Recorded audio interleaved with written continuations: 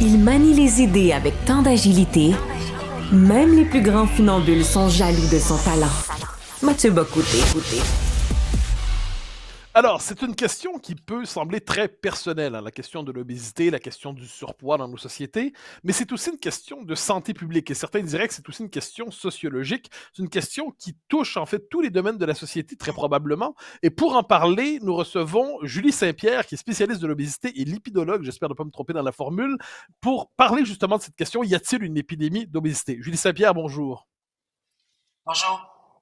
Alors, je vous lance avec cette question toute simple qui me semble condenser plusieurs inquiétudes. On parle beaucoup de l'obésité aujourd'hui, on cherche à enrober le tout sur des discours sur la diversité corporelle, mais fondamentalement, est-ce qu'on peut parler aujourd'hui d'une épidémie d'obésité au Québec et plus largement dans les sociétés occidentales? Bien, en fait, on ne parle même plus d'épidémie à ce stade-ci. L'OMS a été très clair, on est en pandémie, il y a une urgence sanitaire. Vendredi, je serai encore en rencontre avec les gens de Genève à l'OMS sur les coûts de cette pandémie planétaire, en fait, qui touche même des pays où est-ce qu'on n'aurait jamais vu l'obésité apparaître il y a peut-être 20 ou 30 ans. C'est un des pires échecs de la santé publique et probablement de toute l'histoire des pandémies depuis toujours. Alors, vous dites échec de la santé publique, mais est-ce qu'on peut, parce que le terme santé publique fait référence aux politiques publiques, mais est-ce qu'il n'y a pas des mécanismes plus profonds, entre guillemets, qui touchent à ça, c'est-à-dire Ben, la malbouffe, quelquefois probablement une forme d'effondrement des repères moraux existentiels des uns des autres? Donc, est-ce qu'on oui. peut seulement parler de santé publique?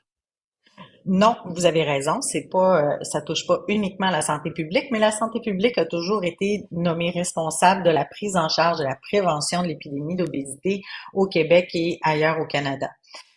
Ceci dit, vous avez raison, et c'est pas moi qui va vous apprendre que c'est une question qui touche de plus en plus la sociologie, la pauvreté, la mondialisation, la distribution de la nutrition à travers la planète, en fait, qui en ce moment est probablement le sujet le plus chaud si on veut attaquer cette pandémie, parce que en fait, on est en compétition contre l'industrie de la malbouffe, d'ultra-transformation.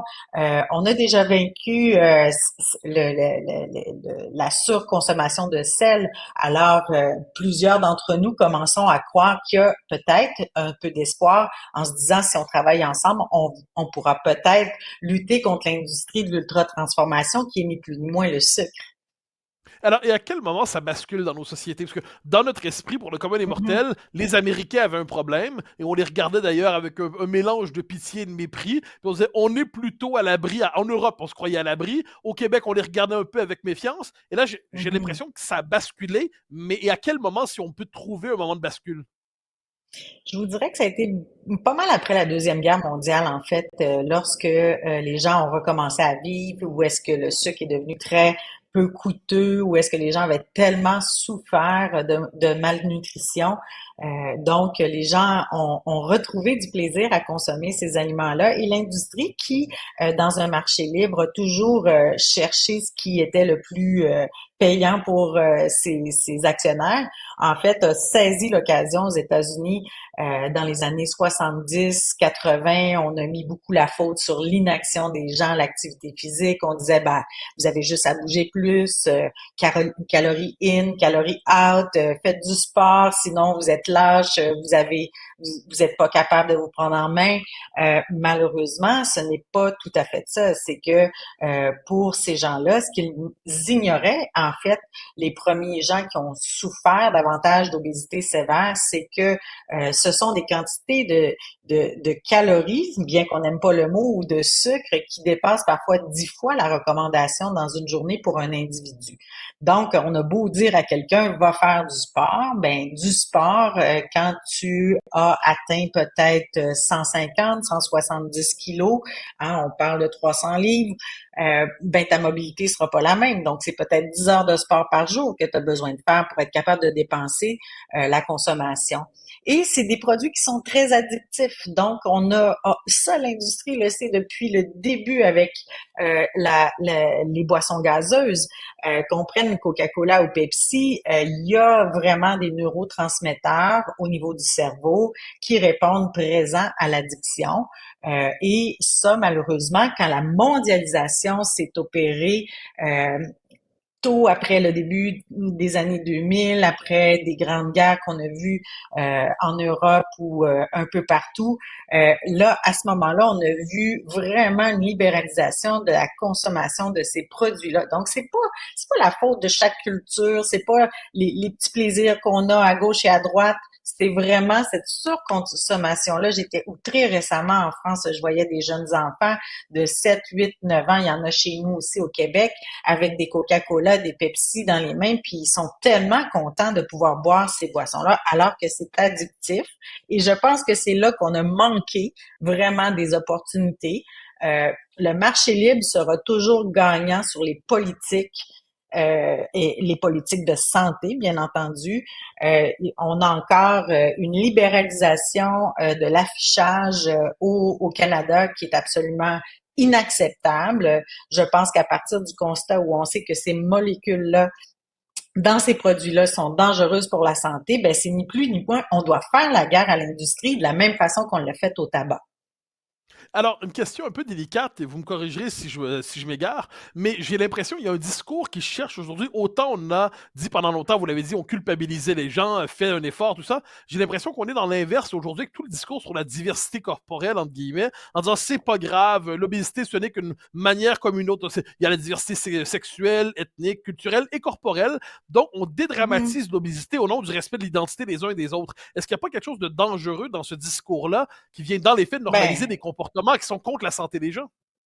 vous avez 100% raison. C'est un discours qui, au Québec, n'a plus sa place, qui est en train il y a un vent de changement aux États-Unis. Moi, j'étais à l'automne dernier au NIH avec la spécialiste de l'image corporelle qui est en fait à Harvard, Dr. Stanford, qui est noire et qui m'a dit Docteur Saint-Pierre, à l'heure actuelle, non seulement le phénomène de grossophobie médicale, oui, ça existe, mais il est décuplé par la présence de d'autres facteurs sociaux comme l'ethnie. Donc, avec le racisme, on monte jusqu'à 95% de grossophobie médicale. Or, même si ce phénomène existe, ce qui est important de savoir, c'est que au-delà de cette grossophobie-là on essaie d'éduquer nos professionnels de la santé. Moi, j'y travaille corps et âme tous les jours avec des conférences, avec un nouveau produit qu'on pourra mettre sur le marché en avril où est-ce que les gens vont pouvoir se former à apprendre à mieux parler avec les individus qui souffrent de cette maladie-là. Mais on a confondu les choses. À l'heure actuelle, on est vraiment dans une façon de faire où est-ce qu'on va dire je suis beau, je suis belle, je suis intelligente, mais et je suis pas malade. Or, c'est faux. Vous êtes malade. Dans toutes les études, et là, c'est là où est-ce que, malheureusement, la science avait ouvert une porte qu'on vient de refermer. On disait, il y a des gens qui souffrent d'obésité et qui n'ont pas de complications. Et là, quand on a continué les études dans les 5 dernières années, puis plusieurs ont été publiées pendant la pandémie, sont passées sous silence, le mythe de l'adulte en santé, bien qu'il souffre d'obésité, est en train de disparaître. On sait que c'est une maladie à un stade précoce et que c'est pour ça, entre autres, que pendant la pandémie, après l'âge, ce sont les gens qui souffraient d'obésité qui étaient les premiers à décéder. Pourquoi? Parce qu'il y a tous ces paramètres inflammatoires qui sont activés dans le sang de la personne et qui sont imperceptibles. Et oui, on a le droit de réussir notre vie. Oui, on a le droit d'avoir une job. Oui, on a le droit d'être beau et belle dans la maladie. Mais on est malade. Et c'est là où est-ce que le débat ici au Québec est vraiment stérile. Il faut qu'il se passe un éveil au niveau de la population. Cet éveil-là se fait aux États-Unis, il se fait à l'heure actuelle aussi dans d'autres pays comme la France. Anne-Sophie Joly est l'une des femmes en France qui représente 10 millions de personnes qui souffrent d'obésité. C'est une collaboratrice précieuse. Elle a sorti un livre cette semaine qui s'appelle Je n'ai pas choisi d'être grosse, mais ce n'est pas le type de discours que vous avez l'habitude d'entendre. C'est dans la solution. On cherche comment on peut mieux encadrer les enfants pendant la jeunesse, comment on peut avoir des meilleurs repas dans les banques alimentaires, comment on peut mieux soutenir nos enfants dans l'alimentation à l'école, comment on peut être plus dans le mouvement plutôt que le sport. Il y a une multitude de solutions et ça, ben, on pourra vous en reparler lorsque notre film sur le sujet sortira à la fin avril. Et nous le ferons Pourquoi avec plaisir. attendre? Julie Saint-Pierre, merci infiniment. C'est un grand plaisir. Merci beaucoup. Merci. Au revoir.